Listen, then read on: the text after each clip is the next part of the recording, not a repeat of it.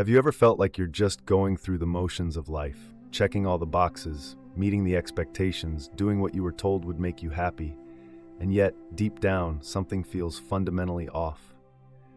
Like there's a part of you that's watching it all unfold from a distance, quietly whispering, "This isn't it." You've got the job, maybe the house, maybe even people around you, but there's a restlessness, a heaviness that doesn't go away.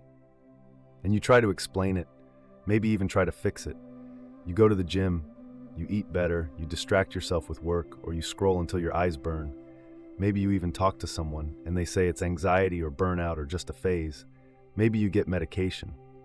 But despite all that, it stays. Carl Jung didn't see this as a random failure of the mind. He saw it as something much deeper, something sacred even. To him, these symptoms weren't just noise to be silenced. They were signals from the soul. When you live a life that's not aligned with who you really are, when your job, your relationships, your environment, your very identity are shaped by expectations and not by authenticity, your psyche eventually rebels. But because we live in a society that doesn't have a language for the soul, we misinterpret these signals. We call them disorders, illnesses, chemical imbalances. And while those labels may offer temporary relief or structure, they rarely ask the deeper question: what is this pain trying to tell me about how I'm living? Jung believed that the soul speaks to us in symbols, in dreams, in emotions that feel overwhelming or irrational. And when we ignore it, when we silence its voice in the name of productivity or appearances or social approval, it finds another way to express itself. Through the body, through the nervous system, through that sinking feeling you get on Sunday nights, through that pit in your stomach when you wake up, through the inexplicable tears, the chronic fatigue, the numbness. This isn't weakness, this is protest. This is your inner self saying, "I can't live like this anymore." And yet we've created a world where that protest is pathologized, where pain is seen as failure, where if you're not okay, the goal is to get you back to normal as quickly as possible. But what is this normal we're returning to? A 9 to 5 you can't stand? Constant pressure to perform, to look happy, to compete, to consume, relationships built on convenience instead of connection, a life so filled with noise that you can't even hear your own thoughts. Jung didn't think this was sustainable. He believed that ignoring these inner calls leads not to healing, but to fragmentation. You start splitting off parts of yourself to survive. You present one version of you to the world, polished, stable, efficient, but inside, you're hollow. You lose touch with your instincts, with your creativity, with your joy. Over time, this disconnection becomes your new baseline. You don't even notice the numbness anymore. You just keep going. You adapt so well that you forget you were ever supposed to feel alive. This is what Jung warned us about, that when you treat only the symptoms, when you numb the anxiety or cover the sadness without ever asking why they're there, you create the illusion of improvement.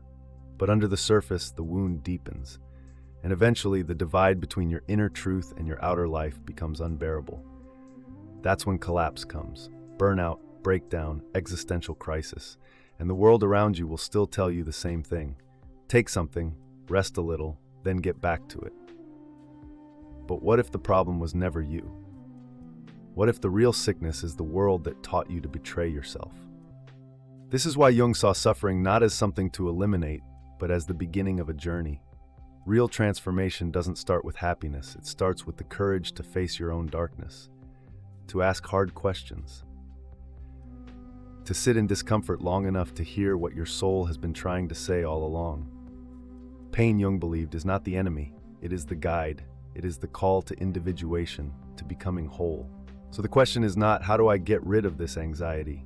Or how do I fix myself? The question is, what in my life have I been ignoring?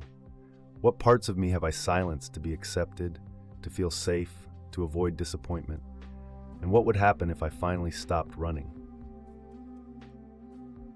There's a reason the world doesn't want you to wake up, because the moment you reconnect with your soul, you become harder to control. You become less predictable, less obedient, less interested in playing roles that don't serve you. Disconnected people are easier to manage. They buy more things to fill the void, they question less, and they go along with the script they've been handed without resistance. They're ideal consumers, passive citizens, and docile workers. And when the inevitable collapse happens, when anxiety, depression, or burnout knock them down, the system responds with surface-level treatments, quick fixes, more distractions, but never the truth. Carl Jung believed that healing starts by confronting the very world that wounded you. That means questioning how you were shaped, what parts of you were rejected, what dreams were buried just so you could fit in. It's not a comfortable process. In fact, it's deeply painful. Because you have to admit that much of your life may not have been truly yours. You may have become a version of yourself that was designed to survive, to be accepted, but not to thrive. And the more you identify with that false self, the more distant you become from your real one. That's why healing begins with honesty. Raw, difficult honesty. Only by facing the truth of your disconnection can you begin to reconnect. This is the beginning of what Jung called individuation. A word that might sound abstract, but carries the essence of what it means to truly heal and become whole. Individuation is not self-improvement. It's not about becoming more productive or more appealing to others. It's about reclaiming your full self, the real, complex, flawed, powerful self that has always been there beneath the surface. It's the process of no longer being a reflection of what the world wants you to be and instead becoming what your own soul is asking of you.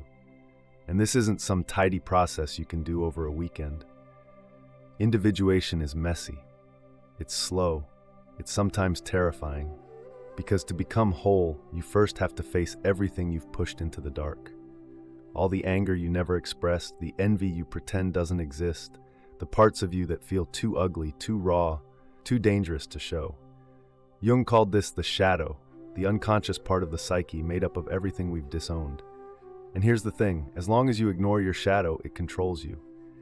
It leaks into your relationships, your choices, your reactions.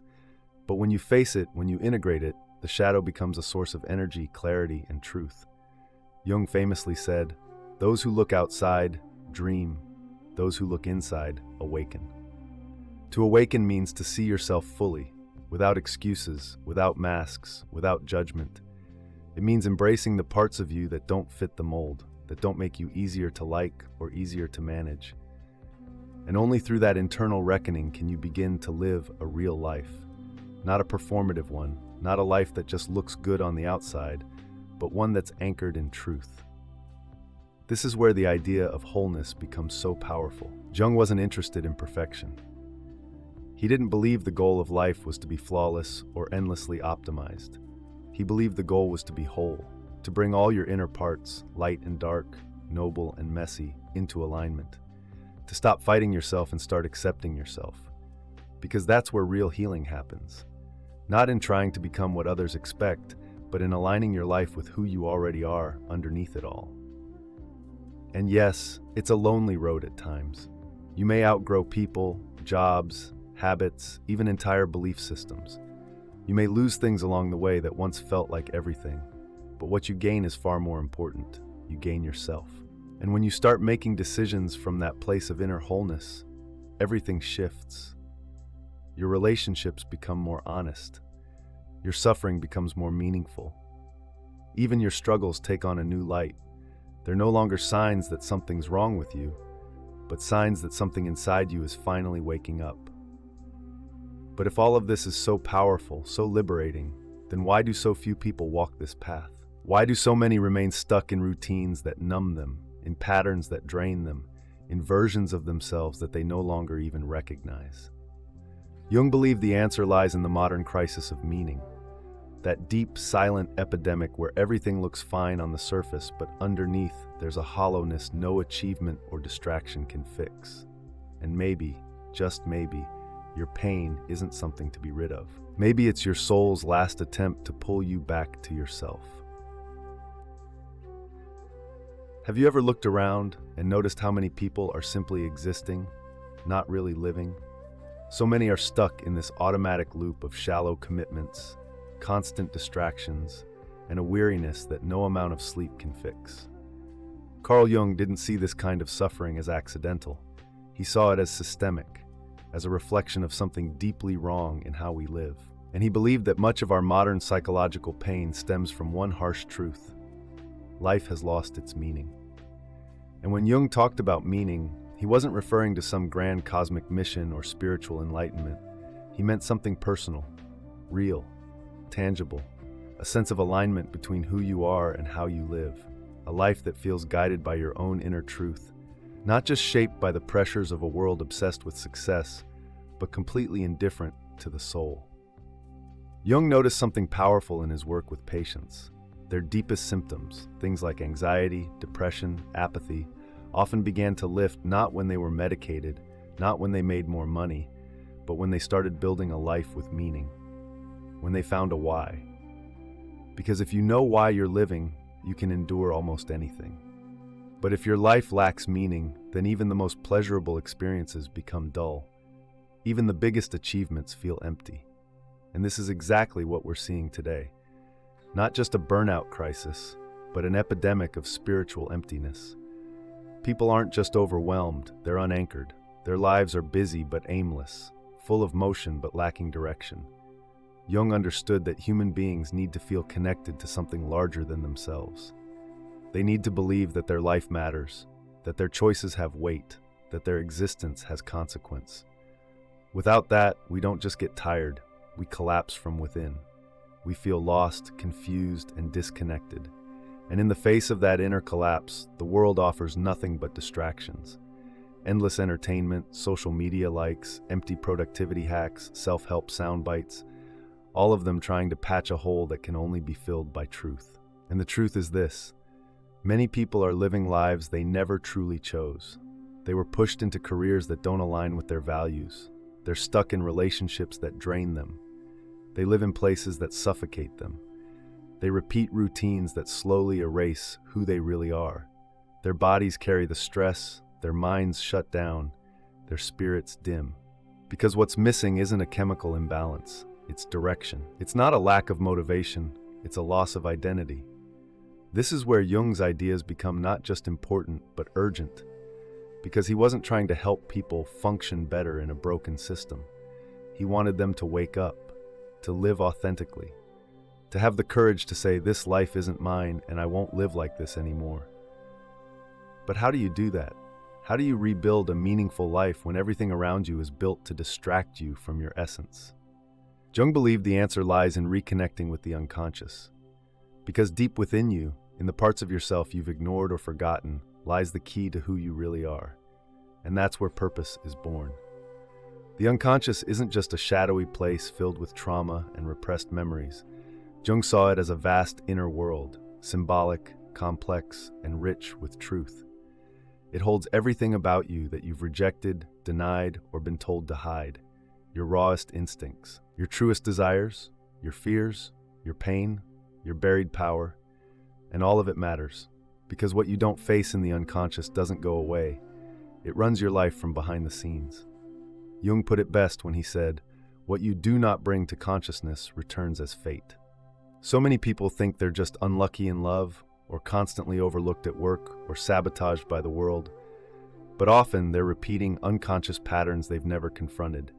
They fear intimacy, or success, or visibility, and they live their whole lives caught in a loop of avoidance. The unconscious is like a dark mirror. It shows you who you really are, not who you wish you were. And that's what makes it so powerful and so terrifying. Because if you're brave enough to look into that mirror, to see what's been hidden, to bring it into the light, then you can begin to live differently. You can start making choices that come from your truth, not your fear. And that's how you stop wasting your life. You stop living someone else's script. You stop running from yourself, and you start living like you actually matter.